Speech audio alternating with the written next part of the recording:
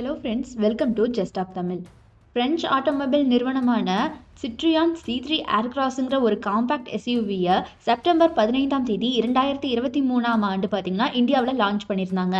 And ஆரம்பத்தில் 6 ஸ்பீடுக்கான manual transmission மட்டும் தான் லான்ச் பண்ணியிருந்தாங்க. 2024 ஜான்வரியில் ஆட்டோமேட்டிக் வேரியண்ட்டை கொண்டு வந்திருந்தாங்க. இது இப்போ சேல்ஸில் தாங்க இருக்குது.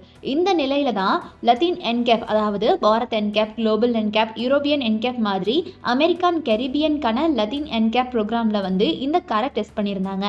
ஸோ இந்த டெஸ்ட்டில் தான் இந்த கார் 0 ஸ்டார் வாங்கியிருக்கு. அண்ட் மணிக்கு 64 கிலோமீட்டர் வேகத்தில் இயக்கி C3 ஏர்கிராஸ் காரை மோதல் ஆய்விற்கு உட்படுத்தியிருக்காங்க. இதில் 5ற்கு 1 ஸ்டார் கூட வாங்கலையாம். அதாவது 0 ஸ்டார்களையே இது வாங்கியிருக்கு அப்படின்னு சொல்லப்படுது. அதாவது பாதுகாப்புக்கு துளி அளவு கூட இந்த கார் செட்டே ஆகாது அப்படின்னு இந்த டெஸ்ட் மூலியமா நமக்கு தெரிய வந்திருக்குங்க.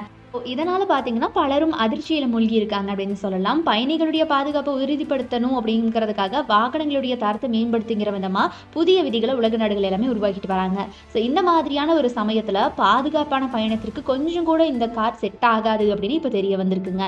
இது கார் லவ்வர்ஸ்க்கு ரொம்ப பெரிய அதிர்ச்சியே ஏற்படுத்தியிருக்கு அப்படின்னு சொல்லலாம்.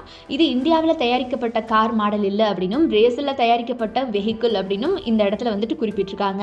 அதுபோக இந்த கார் மாடல்கள் பெரியவங்களுக்கான பாதுகாப்பு விஷயத்தில் 33 பாயிண்ட்ஸ், அதாவது 33% பாயிண்ட்ஸை வந்து எடுத்திருக்கு சேஃப்டி பாயிண்ட்ஸில். அதே மாதிரி சில்ட்ரன்ஸ்க்கு பார்த்தீங்கன்னா சேஃப்டி விஷயத்தில் 11.37 பாயிண்ட்ஸை வந்து எடுத்திருக்கு. ஸோ இந்த மாதிரி ரொம்பவே கம்மியான பாயிண்ட்ஸை பெற்ற காரணத்தினாலேயே இது சேஃப்டி விஷயத்தில் 0 ஸ்டார் ரேட்டிங்கை பெற்றிருக்குங்க. பாதுகாப்பு அம்சங்களாக பார்த்தீங்கன்னா Citroen C3 ஏர்கிராஸ் காரில் பல அம்சங்களை வழங்கியிருக்காங்க. அந்த வகையில் ஃப்ரண்ட் சீட்டில் பார்த்தீங்கன்னா 2 ஏர்பேக்குகள், belt load limiter and seat belt reminder, ESC and பாதசாரிகளுக்கான பாதுகாப்பு அம்சம் உள்ளிட்டவை எல்லாமே வழங்கப்பட்டிருக்கு.